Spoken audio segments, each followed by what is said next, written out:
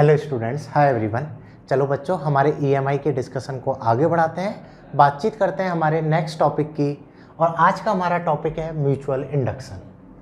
देखो बच्चों, सबसे पहले हमने बातचीत की कॉन्सेप्ट ऑफ ईएमआई के बारे में, कैसे इलेक्ट्रिकल इफेक्ट प्रोड्यूस होगा अगर मैं मैग्नेटिक फ्लक्स में चेंज करूं या मैं मैग्नेटिक इफेक्ट में किसी भी तरीके से चेंज करता हूं तो अल्टीमेटली इंड्यूज ईएमएफ और इंड्यूज करंट हमें मिलते हैं। फिर इस कॉन्सेप्ट को हमने आगे बढ़ाया, हमने डिस्कस किया सेल्फ इंडक्शन फिनोमिना के बारे में। किसी भी कॉइल में अगर मैं करंट फ्लो करा रहा हूँ और अगर करंट की वैल्यू को इंक्रीज और डिक्रीज किया जाए तो सेम कॉइल में प्रोड्यूस होगा EMF. That phenomena is called self induction. आज के इस लेक्चर में बच्चों हम बातचीत करेंगे नेक्स्ट स्टेप की, दैट इज म्यूचुअल इंडक्शन। देखो यार, नाम से ही अंतर हमें सीधा सा समझ में आता है। जिस कॉइल में हम चेंज कर रहे हैं अगर उसी में ईएमएफ प्रोड्यूस हो रहा है तो उसको बोलते हैं हम सेल्फ इंडक्शन, क्योंकि सारा की सारा ऑब्जर्वेशन कैलकुलेशन एक ही कॉइल के रेस्पेक्ट में हो रहा है। बट अगर मैं इसी के पैरेलल में बातचीत करूं, एक कॉइल में मैं चेंज कर रहा हूं, दूसरी कॉइल में ये चेंज हमें ऑब्जर्व हो रहा है, दूसरी कॉइल में हम इस चेंज को कैलकुलेट कर रहे हैं, तो that phenomena is called mutual induction. दो टाइप का इंडक्शन हम पढ़ते हैं। सारा फिनोमिना एक ही कॉइल में अगर पढ़ोगे तो उसको सेल्फ बोल देंगे। अगर पूरे फिनोमिना को दो कॉइल के रेस्पेक्ट में पढ़ेंगे तो इसे हम बोल देंगे म्यूचुअल इंडक्शन। बाकी समझने वाली जो कहानी है वो तो बच्चों एकदम सेम है जो इंडक्शन की कहानी थी। चलिए इस कहानी को भी हम एक एग्जाम्पल से समझते हैं। लेट्स से मैं बोल देता हूँ ये कोई भी एक कॉइल है और इस कॉइल को मैंने एसी सोर्स से कनेक्ट कर रखा है। ये कोई भी एसी बैटरी है, एसी बैटरी जिसका वोल्टेज कंटिन्यूसली चेंज होता है, जिसका मैग्नीट्यूड फिक्स नहीं होता। That means इस कॉइल में करंट फ्लो हो रही है और इस करंट का मैग्नीट्यूड कंटिन्यूसली चेंज हो रहा है। और सीधी सी बात है, अगर करंट फ्लो होगी तो कॉइल में प्रोड्यूस होगा मैग्नेटिक फील्ड। That means इससे एसोसिएटेड होगा मैग्नेटिक फ्लक्स। अगर मैं करंट को चेंज कर रहा हूँ तो मैग्नेटिक फ्लक्स में भी चेंज होगा, जिसके कारण इंड्यूस होता है ईएमएफ। सही बात है, इसी को हम बोलते हैं ईएमआई कॉन्सेप्ट। तो बच्चों आपको ये कॉइल दी हुई है, इसको मैं बोल देता हूँ डेट इज अ कॉइल ए, जिसको मैंने एसी सोर्स से कनेक्ट किया और यहाँ पर करंट फ्लो कराने के कारण चेंजेस हो रहे हैं। ठीक है, इसके पास मैं एक और कॉइल रख देता हूँ जिसको मैं कनेक्ट कर देता हूँ गैल्वेनोमीटर से। गैल्वेनोमीटर का सीधा सा पर्पज है ये डिटेक्ट करना कि सर्किट में करंट फ्लो हो रहा है या नहीं हो रहा है। राइट, अब देखिए, अगर इसके करंट फ्लो हुआ तो इस कॉइल में प्रोड्यूस होगा मैग्नेटिक फील्ड और ये मैग्नेटिक फील्ड बेटा दूसरी कॉइल से भी एसोसिएटेड हो जाएगा। ये मैग्नेटिक फील्ड इस वाली कॉइल से भी एसोसिएटेड हो गया। अगर अब मैं इसके मैग्नेटिक फ्लक्स में चेंज कर रहा हूँ, करंट के कारण फील्ड में चेंज हो रहा है, फ्लक्स में चेंज हो रहा है, तो सेकेंडरी कॉइल से एसोसिएटेड फील्ड और फ्लक्स में भी चेंज होगा। अगर सेकेंडरी कॉइल के फ्लक्स में चेंज हो रहा है तो ईएमआई के कॉन्सेप्ट के हिसाब से यहाँ पर भी ईएमएफ प्रोड्यूस होगा, यहाँ पर भी करंट फ्लो होगा, अल्टीमेटली गैल्वेनोमीटर में डिफ्लेक्शन आएगा। आ रही है बात समझ में? तो हुआ क्या कि ये जो फर्स्ट कॉइल थी जिसको मैं बोल देता हूँ प्राइमरी कॉइल, जिसमें बैटरी कनेक्टेड है, इसको बोल दिया हमने प्राइमरी कॉइल। प्राइमरी कॉइल में अगर मैं करंट में चेंज कर रहा हूँ तो सेकेंडरी कॉइल से एसोसिएटेड मैग्नेटिक फ्लक्स में चेंज होगा, जिसके कारण सेकेंडरी कॉइल में प्रोड्यूस होगा EMF. And that complete phenomena is called mutual induction। आई बात समझ में? कहानी पूरी इंडक्शन वाली है, कॉन्सेप्ट कोई नया नहीं है। वही जो ईएमआई का कॉन्सेप्ट है वही कॉन्सेप्ट हम यहाँ पर यूज में ले रहे हैं। लेकिन इसको म्यूचुअल क्यों बोला? क्योंकि एक के कारण दूसरे पर हम चेंज ऑब्जर्व कर रहे हैं। आ रही बात समझ में? अब किसी बच्चे को ऐसा भी डाउट आता है, सर ये तो सोलेनॉइड है, सोलेनॉइड का मैग्नेटिक फील्ड तो बाहर जाना ही नहीं चाहिए, सोलेनॉइड का तो मैग्नेटिक फील्ड अंदर ही रहना चाहिए, फिर इस कॉइल पे कैसे जा रहा है? तो एक्चुअल में देखो, इनको अलग अलग दिखाया गया है, लेकिन इन कॉइल को हम ऐसे रखते हैं जैसे ये कॉइल ए है, इस कॉइल ए के अंदर ये कोई भी कॉइल बी रखी हुई है। ठीक है, अब मैं पहली कॉइल में करंट फ्लो करा रहा हूँ तो पहली कॉइल में प्रोड्यूस होगा मैग्नेटिक फील्ड जो दूसरी कॉइल से अपने आप एसोसिएटेड हो जाएगा। आ रही बात समझ में? अल्टीमेटली पहली कॉइल के फील्ड में चेंज होने से सेकेंडरी कॉइल के फील्ड में भी चेंज होगा और यहाँ प्रोड्यूस होगा ईएमएफ। सेकेंडरी कॉइल में ईएमएफ प्रोड्यूस हो रहा है, इसलिए इस फिनोमिना को हम बोलते हैं म्यूचुअल इंडक्शन। अंतर समझ में आया? इस कॉइल के भी फ्लक्स में चेंज हो रहा है, तो यहाँ पे सेल्फ इंडक्शन तो हो ही रहा है, साथ ही साथ यहाँ पर म्यूचुअल इंडक्शन भी हो रहा है। तो हमारा जो सेकंड टॉपिक है इंडक्शन का वो है बच्चों म्यूचुअल इंडक्शन। सबसे पहले हमने इसकी डेफिनेशन, इस कॉन्सेप्ट को समझा कि म्यूचुअल इंडक्शन होता क्या है। अब बातचीत करते हैं कोफिशिएंट ऑफ म्यूचुअल इंडक्शन क्या होता है। Coefficient of mutual induction,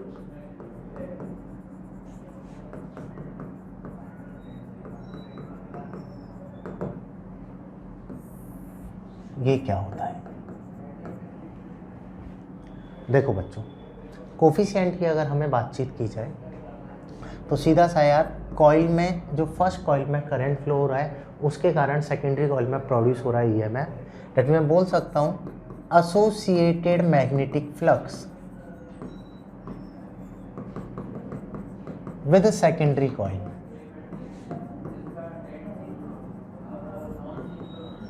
That is denoted by phi2। जो सेकेंडरी कॉइल में मैग्नेटिक फ्लक्स है phi2, ये डिपेंड कर रहा है फर्स्ट कॉइल के मैग्नेटिक फील्ड पर या फर्स्ट कॉइल की करंट पर।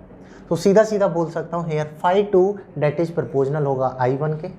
प्राइमरी कॉइल में जितना ज़्यादा करंट होगा उतना ज़्यादा मैग्नेटिक फील्ड प्राइमरी कॉइल में प्रोड्यूस होगा, जितना ज़्यादा मैग्नेटिक फील्ड प्राइमरी कॉइल में प्रोड्यूस होगा उतना ज़्यादा मैग्नेटिक फील्ड सेकेंडरी कॉइल से अटैच होगा, डेट मीन्स उतना ज़्यादा मैग्नेटिक फ्लक्स आएगा। So magnetic flux is proportional to I1। और अगर मैं बेटा यहाँ पर प्रोपोर्शनल साइन हटा दूँ तो यहाँ पर कांस्टेंट आ जाता है m, here phi2 that will become mi1 and here m is called coefficient of self mutual induction. Self में आता था n, यहाँ पे आ जाता है m, coefficient of mutual induction, right. तो सबसे पहले तो म्यूचुअल इंडक्शन की बातचीत हो गई, कोफिशिएंट क्या होगा। अब देखिए की पॉइंट की अगर मैं बातचीत करूं, जैसे अगर बच्चों मैं यहाँ पर m लिखूंगा तो m क्या आएगा phi2 अपॉन I1। तो अगर मैं I1 को बढ़ाऊंगा तो phi2 बढ़ेगा। m ना तो phi2 पे डिपेंड करता है ना ही I पर। जैसे मैंने आपको कोफिशिएंट ऑफ सेल्फ इंडक्शन में बताया, L इंडक्टर की अपनी एक इंटरनल प्रॉपर्टी है, सेम वे में म्यूचुअल इंडक्शन भी कॉइल की अपनी इंटरनल प्रॉपर्टी है। ये ना तो करंट पर डिपेंड करता है ना ही फ्लक्स पर, ठीक है। तो मैं बोल दूंगा m is independent of phi and I। ना तो ये फाई पर डिपेंड करता है ना ही ये I पर डिपेंड करता है, ये फाई और I दोनों के इंडिपेंडेंट होता है, पहली बात। फिर किन पर डिपेंड करता है, m depends on number of turns, ये डिपेंड करता है नंबर ऑफ टर्न्स पर, ये डिपेंड करता है एरिया ऑफ कॉइल पर, ये डिपेंड करता है मीडियम इनसाइड कॉइल पर। दैट मीन जिन पैरामीटर्स पर हमारा L डिपेंड करता है उन्हीं पैरामीटर्स पर ये भी डिपेंड करता है, सेम उन्हीं पैरामीटर पर ये भी डिपेंड करता है। अगर मैं पैरामीटर चेंज करूँगा, अगर मैं number of turns, area of coil या मीडियम को चेंज करूँगा तो म्यूचुअल इंडक्शन कोफिशिएंट में भी चेंज होगा, जैसे कि हमारा सेल्फ इंडक्शन कोफिशिएंट में चेंज हो रहा था, करेक्ट। तो सीधी सी बात है, कोफिशिएंट ऑफ म्यूचुअल इंडक्शन को अगर समझा जाए तो कोफिशिएंट ऑफ म्यूचुअल इंडक्शन ये होगा। जबकि यहाँ पर बेटा कॉइल ए और कॉइल बी का कॉन्सेप्ट ये था। आई बात समझ में। तो हमने दो बात कर ली। अब म्यूचुअल इंडक्शन फिनोमिना होता क्या है, कोफिशिएंट ऑफ म्यूचुअल इंडक्शन क्या होता है, अगली बात करते हैं। देखो बच्चों, नेक्स्ट है induced EMF in mutual induction. कितना ईएमएफ यहाँ पर इंड्यूस होता है, इसको भी समझने का ट्राई करते हैं। इसका कॉन्सेप्ट क्या है, देखिए आपने पढ़ा है बेटा associated magnetic flux that is equal to होता है M-1, और आपने पढ़ रखा है induced EMF E that is equal to होगा rate of change in magnetic flux. जितनी ज़्यादा रेट से मैग्नेटिक फ्लक्स में चेंज होगा उतने ज़्यादा अमाउंट का ईएमएफ डेफिनेटली वहाँ पर इंड्यूस होगा। और अगर मैं सेकेंडरी कॉइल में इंड्यूस ईएमएफ की बात कर रहा हूँ तो यहाँ पर ये आ जाएगा सेकेंडरी कॉइल का flux, that means phi replace हो जाएगा phi2 से, करेक्ट। बस आपको यहाँ पर वैल्यूज पुट करनी है। जैसे मैं वैल्यू पुट करूँगा तो E that will become minus M di over dt. Induced EMF in mutual induction case which is equal to होगा minus M di over dt. Self induction के केस में M replace हो जाता है L से, वो हो जाता है हमारा minus L di over dt. दोनों की अप्रोच एकदम सेम है, ओनली कोफिशिएंट में चेंज हुआ है. सेल्फ इंडक्शन में सेल्फ इंडक्शन कोफिशिएंट यूज में लेते हैं, म्यूचुअल इंडक्शन में हम म्यूचुअल इंडक्शन कोफिशिएंट यूज में लेते हैं. इसलिए वहाँ फॉर्मूला आता है minus L di over dt, यहाँ पर फॉर्मूला आता है हमारा minus M di over dt. Correct. Way of approach, learning of concept एकदम सिमिलर है. इवन टाइप ऑफ न्यूमेरिकल भी हमारा सेम बनता है जो हमें उनको अप्रोच करनी है, बस फिनोमिना डिफरेंट है. चलिए, तो हमारी थर्ड बात हो गई बेटा यहाँ पर इंड्यूस्ड ईएमएफ क्या होगा. फोर्थ कॉन्सेप्ट की बात करते हैं. अगला कॉन्सेप्ट है coefficient of mutual induction for solenoid. Coefficient of mutual induction for solenoid.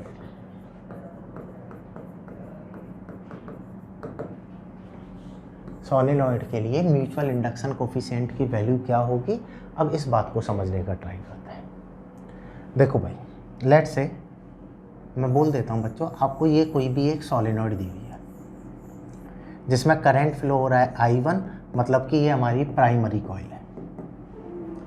Area of this each turn is A, length of solenoid is L and number of turns are N1. इसमें number of turns कितने हैं, L1. Same way में दूसरी coil है जो properly coupled करके मैंने इस कॉइल के साथ रख दी है. एरिया इस कॉइल का भी A है, लेंथ L है, बट नंबर ऑफ टर्न्स यहाँ पर N. ठीक है, थिकनेस अलग है वायर की, जिसके कारण इसमें नंबर ऑफ टर्न्स N1 ले लिए, यहाँ N2 ले लिए. सेम भी ले सकते हो, अलग से यह है कि हमें एक स्टैंडर्ड फार्मूला मिल जाएगा, बाद में सेम लिखना है तो फार्मूला उसी से बन जाएगा. ठीक है, तो हमें दिया हुआ है बेटा ये कॉइल A है, ये कॉइल B है. कॉइल A में करंट फ्लो हो रहा है तो कॉइल B में भी फ्लक्स में चेंज होगा. ओवरऑल यहाँ पर because of mutual induction phenomena produce होगा EMF. ठीक है, because of mutual induction phenomena यहाँ पर EMF प्रोड्यूस होगा. तो अब बातचीत करते हैं इसका म्यूचुअल इंडक्शन कोफिशिएंट होगा क्या. जैसे हम निकाल रहे थे बच्चों सेल्फ इंडक्शन कोफिशिएंट, सेम तरीके से हम यहाँ पर म्यूचुअल इंडक्शन कोफिशिएंट निकालेंगे. इसमें भी कोई ऐसी है ना न्यू लर्निंग नहीं है. जो हमने सेल्फ इंडक्शन के लिए अप्रोच फॉलो की थी वही अप्रोच हमें फॉलो करनी है. मतलब सबसे पहले हम लिखेंगे मैग्नेटिक फील्ड, फिर हम डिटरमाइन करेंगे मैग्नेटिक फ्लक्स और उसको हम कंपेयर कर देंगे MI से. वहाँ कंपेयर कर रहे थे हम LI से, यहाँ पर कंपेयर हो जाएगा हमारा MI से. तो चलिए चेक करके देखते हैं. जैसे अगर मैं लिखूं बेटा magnetic field in primary coil, current primary coil में गया है तो मैग्नेटिक फील्ड भी किस में प्रोड्यूस होगा, प्राइमरी कॉइल में. कितना आएगा, μ0 N1I upon N. Number of turns in primary coil N1, तो ये आएगा μ0 N1I अपॉन L. तो मैं बोल दूंगा बेटा associated magnetic flux with secondary coil, with a secondary coil that is denoted by phi2, that is equal to हो जाएगा मैग्नेटिक फील्ड तो आ रहा है B1 multiplied by area multiplied by cos theta. क्योंकि प्राइमरी कॉइल का magnetic field पूरा की पूरा हमारा सेकेंडरी कॉइल से अटैच हो गया है. सो मैं बोल दूंगा मैग्नेटिक फ्लक्स होगा B1A cos थीटा. अगर आप यहाँ पर phi2 की वैल्यू पुट करोगे तो phi2 बन जाएगा बच्चों हमारा μ0 N1I upon L multiplied by area, because here theta is equal to 0. तो एक टर्न से कितना मैग्नेटिक फ्लक्स एसोसिएटेड है ये निकाल लिया. अब एकदम सिंपल सा है बेटा, आपने पढ़ रखा है N2 phi2, टोटल फ्लक्स कितना एसोसिएटेड होगा N2 phi2, date is equal to क्या हो जाएगा MI1. वैल्यू को पुट कर दो, ये बनेगा आपका μ0 N1 N2IA upon L, that is equal to होगा MI1.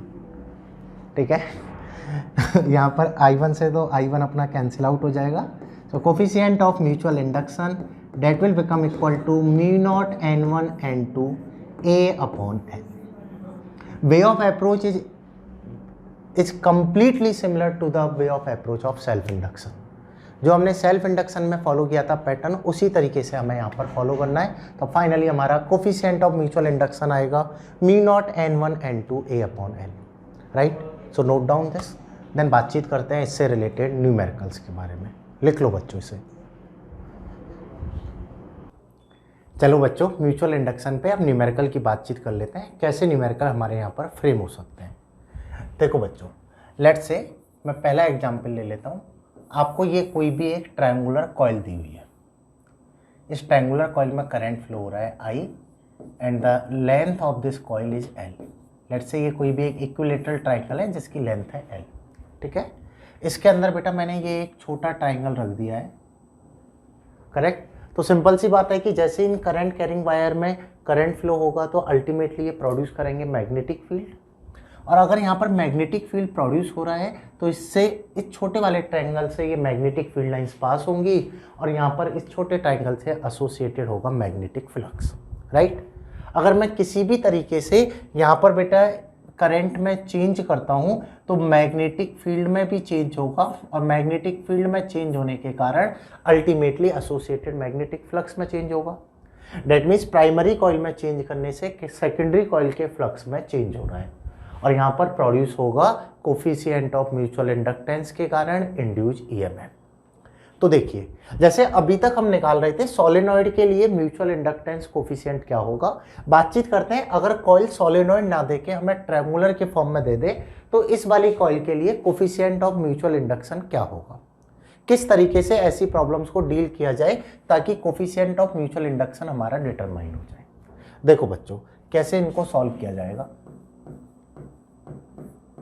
मैंने बोला था एकदम वही तरीका है जो हमने सेल्फ इंडक्शन में फॉलो किया है। पहले आप मैग्नेटिक फील्ड कैलकुलेट करो, देन मैग्नेटिक फ्लक्स निकालो, उसको कंपेयर करते हैं हम Li से तो हमारा L आ जाता है। अगर Li की जगह मैं यूज में लूँगा Mi तो मेरा कोफिशिएंट ऑफ म्यूचुअल इंडक्टेंस आ जाएगा, जैसे हमने सोलेनॉइड में निकाला था। तो पहली प्रॉब्लम तो सेम इसी टाइप की है। चलिए मैग्नेटिक फील्ड लिखते हैं। तो मैग्नेटिक फील्ड होगा ट्रायंगुलर कॉइल के लिए, अगर मैं बातचीत करूं तो आपने पढ़ रखा है फाइनाइट लेंथ वायर के लिए मैग्नेटिक फील्ड होता है mu naught I upon 4 pi R sine alpha plus sine beta, right. That mean इस प्रॉपर्टी को फॉलो करके मुझे मैग्नेटिक फील्ड निकालना है। देखो यार, ये वाला क्वेश्चन हमने ना मैग्नेटिक इफेक्ट ऑफ करंट में भी किया था। अगर मैं यहाँ पर सेंट्रॉइड पे मैग्नेटिक फील्ड निकालता हूँ तो ये वाली डिस्टेंस जो आएगी that will become L upon √3 multiplied by 2। कैसे निकाला, टोटल लेंथ आती है हमारी √3L/2, 2:1 में ये डिवाइड होती है तो ये हो जाएगा 2/3 √3L/2 मल्टीप्लाइड बाई 2/3, राइट। तो यहाँ से ये जो लेंथ हमारी निकल के आती है ये तो आती है L/√3, ये होता है 1/3 तो ये आती है L/2√3। एंगल की बातचीत की जाए तो यहाँ पर ये एंगल बनता है हमारा 60 और ये भी होगा हमारा 60। तो इस रेस्पेक्ट में अगर मैं एक सिंगल वायर के लिए मैग्नेटिक फील्ड लिखूंगा तो ये हो जाएगा mu naught I upon 4 pi, value of R is L upon 2√3, here alpha is 60 at beta is also 60, correct. यहाँ पर अगर आप इसको सॉल्व करोगे तो ये 2 से 4 2 टाइम्स कैंसिल हो जाएगा, ये आएगा √3 mu naught I upon 2 pi L, sine 60 is √3/2, sine 60 is also √3/2, तो ओवरऑल ये आ जाएगा अपना √3। सो यहाँ से magnetic field that will become equal to 3 mu naught I upon 2 pi L। आ रही ना बातचीत समझ में। तो मैग्नेटिक फील्ड अगर एक सिंगल वायर के लिए लिखा जाए तो ये तो होगा 3 mu naught I upon 2 pi L। अगर मैं कंप्लीट सिस्टम के लिए लिखूंगा, सारी डायरेक्शन अंदर की तरफ जा रही है, तो यहाँ पर हो जाएगा हमारा net magnetic field that will become equal to 3b which will become equal to 9 mu naught I upon 2 pi L। Net magnetic field कितना होगा, 9 mu naught I upon 2 pi L। क्या किया, सबसे पहले हमने मैग्नेटिक फील्ड निकाल लिया। ये मैग्नेटिक फील्ड इस ट्राइंगल से भी पास हो रहा होगा। लेट्स से इस ट्राइंगल का एरिया है स्मॉल ए। तो अगर मैं मैग्नेटिक फ्लक्स की बातचीत करूं, so here magnetic flux associated with coil phi that is equal to होगा हमारा BA cos of theta. Here magnetic field that is equal to आया था हमारा 9 mu naught I upon 2 pi L multiplied by area. Area is a small a and theta is 0 cos 0 that will become equal to 1. तो हमने क्या निकाल लिया, magnetic field कितना associated है. अगर मैं बेटा बातचीत करूं तो आपने पढ़ रखा है magnetic flux that is equal to होता है एम आई. यहाँ पे नंबर ऑफ टर्न्स हमें नहीं दिए हैं तो एन नहीं लिया है, एन दिया हुआ होता तो एन भी आ जाता. यहाँ से कंपेयर करके अगर सॉल्व करोगे तो coefficient of mutual induction that will become 9 mu naught a upon 2 pi n. आई बात समझ में. इस तरीके से हम कोफिशिएंट ऑफ म्यूचुअल इंडक्शन को डिटरमाइन कर सकते हैं. एकदम बेसिक सी अपनी अप्रोच है कि आपको अगर कोई भी दो कॉइल दी जाए, पहली कॉइल जिसमें करंट फ्लो हो रहा है डेट इज प्राइमरी कॉइल, उसके लिए मैग्नेटिक फील्ड निकालो. सेकेंडरी कॉइल से कितना फ्लक्स एसोसिएटेड है उस फ्लक्स को आप डिटरमाइन करो. तो हम इजीली लिख सकते हैं बेटा यहाँ पर कि कोफिशिएंट ऑफ म्यूचुअल इंडक्शन हमारा क्या होगा. आई बात समझ में, क्लियर. चलिए अगले कॉन्सेप्ट की बातचीत करते हैं और कैसी प्रॉब्लम बना सकते हैं. देखो सेम प्रॉब्लम हम फ्रेम कर सकते हैं टॉरॉइड के रेस्पेक्ट में भी. जैसे मान लो आपको दिया हुआ है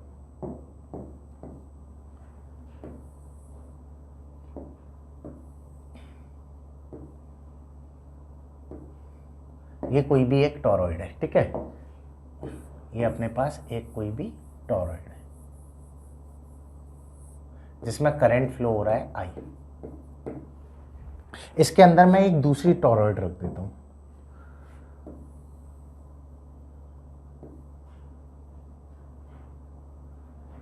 ठीक है, इसके अंदर ये बेटा ये एक दूसरी टॉरॉइड रखी हुई है. तो पहली वाली प्राइमरी में कॉइल में करंट फ्लो होगा, मैग्नेटिक फील्ड आएगा. अल्टीमेटली ये मैग्नेटिक फील्ड सेकेंडरी टॉरॉइड से भी कनेक्ट हो जाएगा. ओवरऑल मैं बोल दूंगा जो सेकेंडरी टॉरॉइड है उससे फ्लक्स एसोसिएटेड होगा. अगर मैं करंट की वैल्यू को चेंज करता हूं तो करंट वैल्यू चेंज करने के कारण इसके फ्लक्स में भी चेंज होगा और यहाँ इंड्यूज होगा ईएमएफ. तो आपसे पूछ लेगा कोफिशिएंट ऑफ म्यूचुअल इंडक्शन कितना है, इसके लिए डिटरमाइन करके बताओ. सॉल्व करने का जो हमारा तरीका है वो एकदम सेम होगा जैसे हमने बेटा पिछले वाले क्वेश्चन सोलेनॉइड के लिए किया, ट्रायंगुलर कॉइल के लिए किया. अगर मैं यहाँ पर बातचीत करूँ, सबसे पहले तो लिखोगे बेटा प्राइमरी कॉइल के लिए कितना मैग्नेटिक फील्ड है. तो आपने पढ़ रखा है magnetic field for toroid that is equal to होता है mu naught N I. Let's say first में नंबर ऑफ टर्न्स है n1 and number of turns पर यूनिट लेंथ है स्मॉल n1. तो ये आ जाएगा बेटा हमारा that will become equal to mu naught n1 i1, right. ये पूरा की पूरा मैग्नेटिक फील्ड सेकेंडरी टॉरॉइड के पास जा रहा है. तो मैं बोल दूंगा बेटा magnetic flux that is denoted by φ2 which is equal to होगा V1 into area of secondary coil multiplied by cos theta. यहाँ से अगर मैं φ2 लिखूंगा तो ये आएगा here magnetic field is mu naught n1 i1. Let's say secondary coil का एरिया है A2, cos 0 हो जाएगा 1. तो इसके एक टर्न के साथ इतना मैग्नेटिक फील्ड एसोसिएटेड होगा. अगर इसमें नंबर ऑफ टर्न्स है सेकेंडरी कॉइल में n2 तो मैं बोल सकता हूँ here n2 φ2 that is equal to होगा mi1. बस मुझे यहाँ पर वैल्यू पुट करनी है तो ये बन जाएगा हमारा mu naught n1 n2 i1 a2 that will become equal to mi1. यहाँ से आएगा हमारा coefficient of mutual induction that is mu naught n1 n2 a2. आई बात समझ में नहीं आई. Coefficient of mutual induction that is equal to होगा दिस वन. तो एक तो प्रॉब्लम हमारी इस टाइप पे बनती है कि आपसे कोफिशिएंट ऑफ म्यूचुअल इंडक्शन पूछ सकता है, कोई भी आपको कॉइल दे दे. हमें बिल्कुल भी कंफ्यूज नहीं होना है. जैसे आप बेसिक कॉन्सेप्ट अप्लाई करोगे आसानी से कैलकुलेट कर सकते हो कोफिशिएंट ऑफ म्यूचुअल इंडक्शन. चलिए आगे की बातचीत करते हैं और कैसा न्यूमेरिकल हम यहाँ पर बना सकते हैं. देखो बच्चों नेक्स्ट न्यूमेरिकल है. लेट्स से आपको बोला है कि ये कोई भी एक कॉइल है जिसमें करंट फ्लो हो रहा है अपना I and value of I that is equal to हमें गिवन है I0 sin ओमेगा t. इससे दूसरी कॉइल हमारी एसोसिएटेड है तो इसमें इंड्यूस ईएमएफ कितना होगा. और आपको बोला है कोफिशिएंट ऑफ म्यूचुअल इंडक्शन है m. दैट मीन्स सीधा सीधा हमारा सेकंड न्यूमेरिकल बनता है इंड्यूस ईएमएफ की वैल्यू क्या होगी. देखो बच्चों किस तरीके से सॉल्व करेंगे. तो हमने पढ़ रखा है इंड्यूस ईएमएफ होता है -m di/dt. बस मुझे ये पता लग जाए rate of change in current क्या होगा तो मैं बता दूंगा इंड्यूस ईएमएफ भी क्या होगा. आपने पढ़ रखा है I that is equal to होगा I naught sine omega T. अगर आप यहाँ पर लिखोगे rate of change in current with respect to time, तो ये हो गया I naught sine omega T.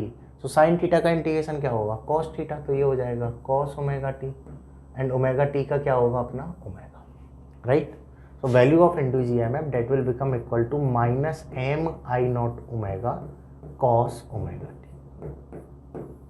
तो सेकेंड टाइप ऑफ प्रॉब्लम हमारी डायरेक्ट इंड्यूस्ड ईएमएफ के फार्मूला पर बन सकती है। आपको इंड्यूस्ड ईएमएफ का कोई भी फार्मूला दिया हुआ है, आपसे पूछ लेगा इंड्यूस्ड ईएमएफ कितना होगा, ठीक है। म्यूचुअल इंडक्टेंस अगर हमें पता है तो सीधा सीधा फार्मूला हम लगा सकते हैं, राइट। चलिए अगली बातचीत करते हैं। अगला देखिए, अगला कंपैरिजन पे बन जाता है। जैसे कंपैरिजन की बात क्या है, इस कॉन्सेप्ट को भी समझ लो। जैसे मान लो आपको बोला है बेटा पहले कोई भी एक स्क्वायर कॉइल थी, ठीक है, और इसके अंदर ये छोटा स्क्वायर रखा है, इसके सेंटर पे रखा है छोटा स्क्वायर। इसका एरिया तो है कैपिटल ए, इसका एरिया है स्मॉल ए, ठीक है। इसमें नंबर ऑफ टर्न्स है n1, इसमें है अपने n2।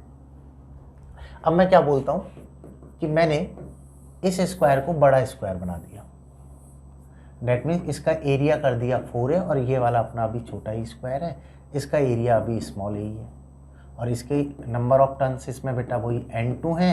यहाँ पर नंबर ऑफ टर्न्स को हमने ट्वाइस n1 कर दिया। अगर इसका coefficient of mutual induction m1 है, इसका m2 है, तो m1 अपॉन m2 की वैल्यू क्या होगी। डेट मीन्स कंपैरिजन पे हमारी प्रॉब्लम आ जाती है कि दो कॉइल को कंपेयर करा के पूछ लेगा कोफिशिएंट ऑफ म्यूचुअल इंडक्शन अपना यहाँ पर क्या होगा। इस बात को ऐसे समझ लो, इसका लेंथ है n और इसकी लेंथ है 2 है, तो एरिया a था, इसका हो गया 4 टाइम्स ऑफ a, करेक्ट। तो m1 अपॉन m2 मुझे बताना है m1 अपॉन m2 क्या होगा। सॉल्व करने का पैटर्न वही होगा बेटा, सबसे पहले मुझे स्क्वायर कॉइल के लिए मैग्नेटिक फील्ड लिखना होगा, ठीक है। मैग्नेटिक फील्ड से आप निकालोगे इस छोटी कॉइल से कितना मैग्नेटिक फ्लक्स एसोसिएटेड है, अल्टीमेटली पहली वाली कॉइल का m1 कैलकुलेट होगा। सेम वे में सेकेंडरी कॉइल का हमारा m2 कैलकुलेट होगा, दोनों को डिवाइड करके हम रेशियो निकाल सकते हैं। तो अगर अच्छा क्वेश्चन बनाने का ट्राई किया जाए तो अच्छा क्वेश्चन हमारा बन सकता है बेटा इन फॉर्मेट में कि यहाँ पर कॉइल की लेंथ या रेडियस डायमेंशन को चेंज करके कोफिशिएंट ऑफ म्यूचुअल इंडक्टेंस को कंपेयर करा लें। तो ऐसा भी क्वेश्चन आ जाए तो बड़ी आसानी से कर सकते हैं। मैंने ऐसा क्वेश्चन आपको सेल्फ इंडक्टेंस में कराया है, आप वहाँ पर मैग्नेटिक फील्ड देखना कितना मैग्नेटिक फील्ड आता है, ठीक है, उससे आप निकाल के इसको सॉल्व कर सकते हैं। स्टिल अगर आपकी कोई भी क्वेरी आती है, आप इस न्यूमेरिकल को सॉल्व नहीं कर पाते हो, तो अपने कमेंट बॉक्स में आप कमेंट डाल दो, तो वहाँ पर मैं इसका सॉल्यूशन पोस्ट कर दूंगा किसी भी बच्चे को अगर ये समझ में नहीं आता है। क्लियर। तो इस टाइप से हमारी म्यूचुअल इंडक्टेंस पे प्रॉब्लम फ्रेम होती है। चलिए अगली बातचीत करते हैं। देखो बच्चों, एक टर्म हम म्यूचुअल इंडक्टेंस में डिफाइन करते हैं, that is called coupling factor. एक कपलिंग फैक्टर क्या चीज है, इसको समझ लो। जैसे मान लो आपको ये एक कॉइल दी हुई है, अगर दूसरी कॉइल को इसमें प्रॉपर वे में रखा जाए, ठीक है, तो मैं बोल दूंगा पहली वाली कॉइल का पूरा मैग्नेटिक फील्ड दूसरी वाली कॉइल में चला जाएगा। डेट मीन्स इस वाले केस में मैग्नेटिक फील्ड पूरा जा रहा है, अगर यहाँ करंट में चेंज होगा तो फ्लक्स में काउंट इजीली हो जाएगा। बट अगर मैं इसकी पोजीशन को कुछ ऐसे रख दूं, आपको बोला है एक कॉइल तो ये है और दूसरी कॉइल को मैंने ऐसे वर्टिकल रख दिया, या मैं ऐसे बोल दूं एक कॉइल तो अपने पास ये है और दूसरी कॉइल को मैंने ऐसे इंक्लाइन करके रख दिया। क्लियर। आपको ये 3 पोजीशन गिवन है, पहले वाले में इसको प्रॉपर फिक्स किया हुआ है, दूसरे में वर्टिकल रखा और तीसरे में ऐसे रखा है। अगर मैं यहाँ पर बातचीत करूँ तो इस वाले केस में पूरा मैग्नेटिक फील्ड जाएगा, तो यहाँ पर हम डिफाइन करते हैं coupling factor that is denoted by K, ये होगा 1। इस वाले केस में कोई भी मैग्नेटिक फील्ड इससे एसोसिएटेड नहीं हो पाएगा, तो यहाँ पर कपलिंग फैक्टर होगा बच्चों हमारा 0। इस वाले केस में अगर बातचीत की जाए तो एक कंपोनेंट हॉरिजॉन्टल आएगा, एक वर्टिकल आएगा। हॉरिजॉन्टल के लिए मैग्नेटिक फील्ड जाएगा, वर्टिकल कंपोनेंट में कोई भी मैग्नेटिक फील्ड नहीं जाएगा, तो यहाँ पर के की वैल्यू हमारी ग्रेटर देन 0 होगी बट लेस देन 1 होगी। इस तरीके से हम डिफाइन करते हैं कपलिंग फैक्टर। जनरली अभी तक हम क्वेश्चन कर रहे थे के इक्वल टू 1 के, लेकिन ऐसा जरूरी नहीं है कि पूरा की पूरा मैग्नेटिक फील्ड दूसरी कॉइल में चला जाए, पूरा की पूरा मैग्नेटिक फ्लक्स उससे एसोसिएट हो जाए, राइट। तो कपलिंग फैक्टर हमेशा 1 हो, इट इज़ नॉट मैंडेटरी। तो इस टाइप का क्वेश्चन ही हमारे जेई में पूछा था कि अगर मैं इनके लिए कोफिशिएंट ऑफ म्यूचुअल इंडक्शन लिखता हूँ M1, M2 एंड M3, तो इसका ऑर्डर होगा M1 सबसे ज़्यादा, फिर M3 होगा, देन M2 होगा, राइट। तो इनका कोफिशिएंट ऑफ म्यूचुअल इंडक्शन को हम ऐसे भी लिख सकते हैं। यहाँ से एक और रिलेशन डिफाइन होता है, लेट से इसका सेल्फ इंडक्शन कोफिशिएंट है L1, इसका है L2। तो हम डिफाइन करते हैं बेटा coefficient of mutual induction that is equal to होता है K√L1 L2। अगर मुझे सेल्फ इंडक्शन कोफिशिएंट पता है तो मैं म्यूचुअल इंडक्शन कोफिशिएंट भी निकाल सकता हूँ by following this formula M is equal to K√L1 L2।